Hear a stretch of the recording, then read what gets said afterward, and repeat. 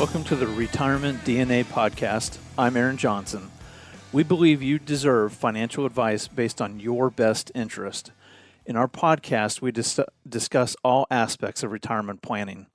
So today we're going to talk about why IRAs are bad during retirement. We're going to talk about the 5 reasons why they are some of the worst type of accounts that you can hold after retirement. So today we're talking about traditional IRAs, SEP IRAs, simple IRAs, 401ks, 403bs, and 457 plans. We're not talking about Roth IRAs. We're talking about retirement accounts that are pre-tax going in and are taxable coming out. These retirement plans are basically a tax deal with the government, with the IRS. All IRAs or retirement plans are basically tax tools. While you're working, they seem great. You can contribute, you get a tax deduction for those contributions, you get tax deferral while you're working, you don't have to pay taxes on the growth of it while you're working, but you agree not to touch your 401k, your 457, or your traditional IRA until you're at least 59 and a half. And you agree also to take money out of your IRA once you reach age 72 in the form of required minimum distributions, whether you want to take that money or not. The deal is that you get that tax deferral, but at 72, you have to start taking withdrawals, which means you're going to be taxed on those withdrawals. So why are we talking about IRAs and taxes together? Because at the end of the day, every dollar that goes to the IRS is a dollar out of your pocket. It's a dollar that you don't have. If we can keep more dollars in your pocket, that means you can live a bigger retirement. Your money will last longer, or you have more money to pass on to your beneficiaries. Financial planning isn't seeing how large we can make your pot of money. It's about making sure that you can do the things that you want with what you have and that you don't outlive your money. So let's jump right into the 5 reasons why IRAs are bad in retirement. Number 1, every dollar you pull out is taxed at your highest marginal tax bracket, which means if you're in a 20% tax bracket, you're going to pay 20% of your distribution to federal taxes, plus you'll also have state taxes. But what happens if those IRA withdrawals put you into a new and higher tax bracket? Congratulations, you now owe more money to the IRS. So not only are you taxed on the money, in many cases on these distributions, they can put you into a higher tax bracket. You will be taxed on the money in that account. The question is, you have to ask, is it better for you to pay taxes on that money now or later? Would it be better to pay a little more money now versus much more later on? And in most cases, it does make sense. Number 2, every distribution is calculated into your Social Security calculation and how much tax you're going to pay on dividends and capital gains as well. So this can often force you to pay more tax on your Social Security. The higher your tax bracket, the more that you're going to pay in capital gains and on your dividends as well. We see examples of this all the time.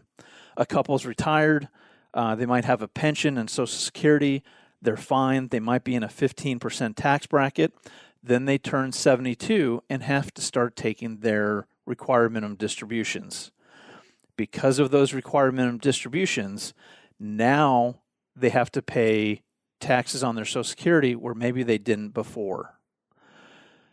So not only are they paying more taxes on distributions and their pension, but now 50 to 85% of their Social Security income is now taxable. And many times, someone that was in a 15% tax bracket with the additional taxes that they're paying on their capital gains or dividends, and then now on their Social Security can actually push them upwards of a 20 to 25% tax bracket.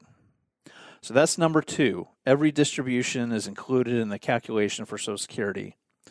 Number 3, They're the only accounts that require that you withdraw money even if you don't want to when you reach a certain age. It used to be that age was 70 and a half, and you had to start taking your required distributions at that point. As of now, as of this podcast, the age has been changed to 72.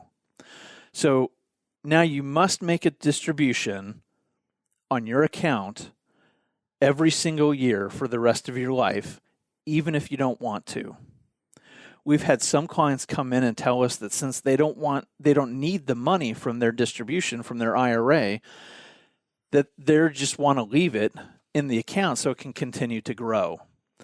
Absolutely not. If you don't take your required distribution, you're going to pay a 50% penalty to the IRS on what you should have taken that year.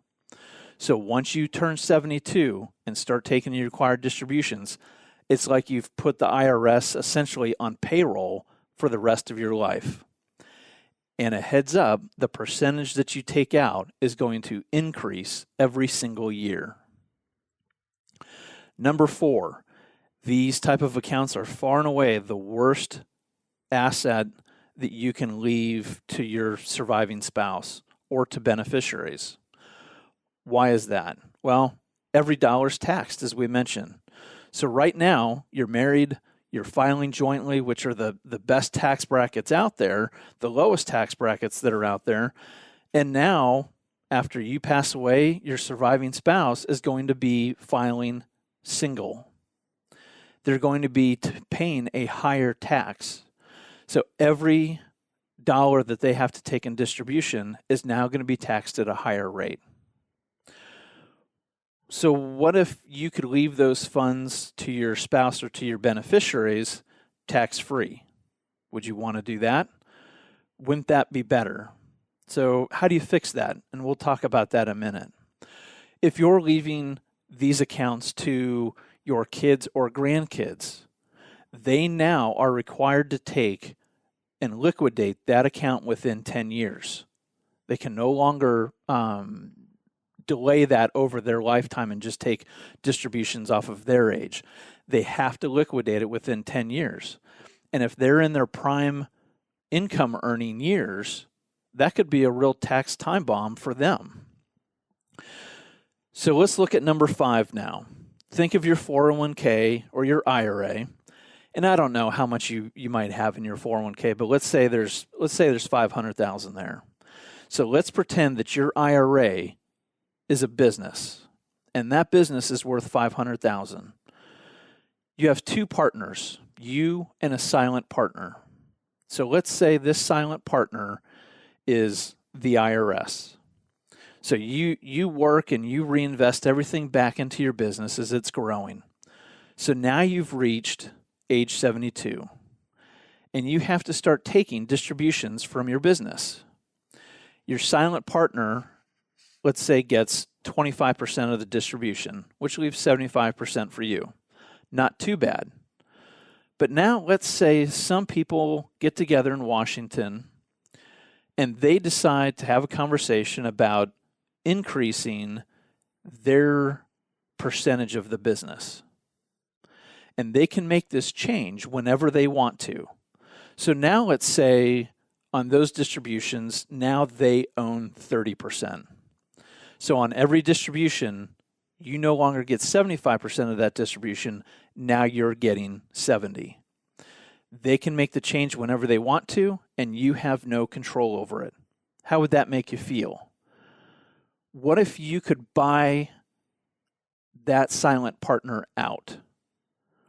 Now you could have full control over your business, when you're taking your distributions, and how you're going to be taxed on it, if you're even going to be taxed on it. Would you do that? You have an opportunity to do that with your IRAs and your 401ks. You can buy the IRS out. What's the advantage of doing that? Now you control when you take that money out. You're not required to take the money out. And now when you pass that money on to your spouse or to your beneficiaries, they're no longer taxed on that money. The tax on the IRA is now under your control. You have that option. It's no longer up to others to decide how much you're going to pay on taxes on that business or on that IRA. Once you retire, you have no control over the percent that the IRS can collect from you in the future, but you can buy them out and you can take back the control. So what are some of the solutions? So today we're in an unprecedented tax period where our tax rates have been artificially reduced, and we know what they're going to be, but we do know that they're going to go up at the beginning of 2026 or the end of 2025, if not before, right? If we have a presidential change, the likelihood that the tax brackets go up is pretty good. So let's take the opportunity to take control and buy the IRS out now. So how do we do that? You can do it one of two ways. First is through a Roth conversion. So that's where you're going to transition from a traditional IRA or 401k.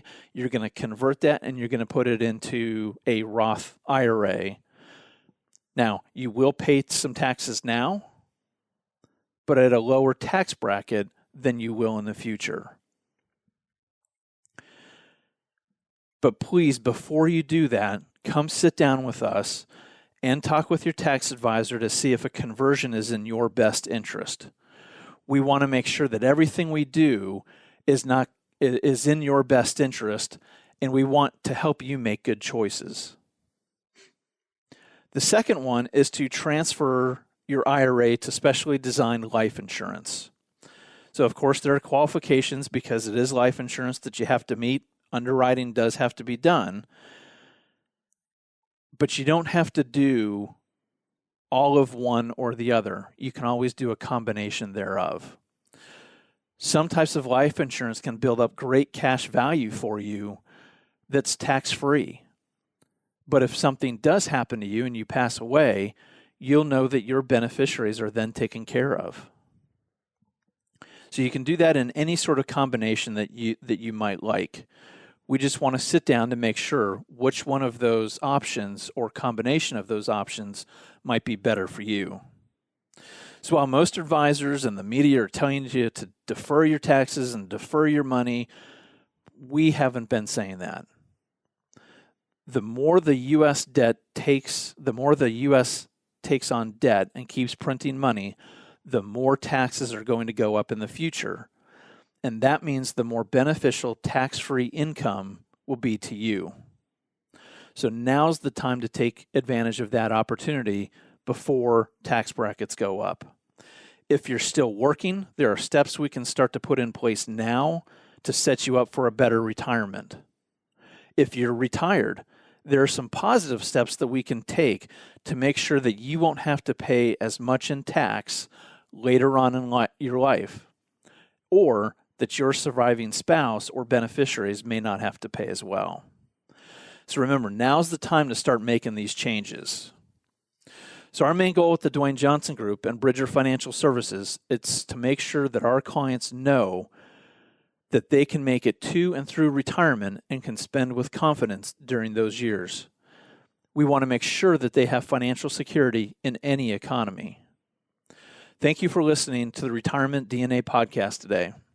If you have any questions or would like to sit down with us for an initial consultation and to see if you're on track to meet your secure retirement, please give us a phone call at 951-244-6702. Again, the number is 951-244-6702. And if you like what you've heard, please subscribe to our biweekly podcast. And if you think your friends or family could benefit from hearing the information, please let them know about it. You can also check us out at DwayneJohnsonGroup.com and BridgerFinancialServices.com. Thank you and have a great day. Investment advisory services offered through Bridger Financial Services, LLC, a registered investment advisor in the state of California. Insurance products and services are offered through Dwayne Johnson Group, LLC, affiliated company. Investing involves risk, including the potential loss of principal. Any references to protection, safety, or lifetime income generally refer to fixed insurance products, never securities or investments. Insurance guarantees are backed by the financial strength and claims paying abilities of the issuing carrier. This podcast is intended for informational purposes only. It is not intended to be used as the sole basis for financial decisions, nor should it be construed as advice designed to meet the particular needs of an individual situation. Dwayne Johnson Group, LLC is not permitted to offer, and no statement made during the show shall constitute tax or legal advice. Our firm is not affiliated with or endorsed by the U.S. government or any governmental agency. The information and opinions contained herein provided by third parties have been obtained from sources believed to be reliable, but accuracy and completeness cannot be guaranteed by Dwayne Johnson Group, LLC.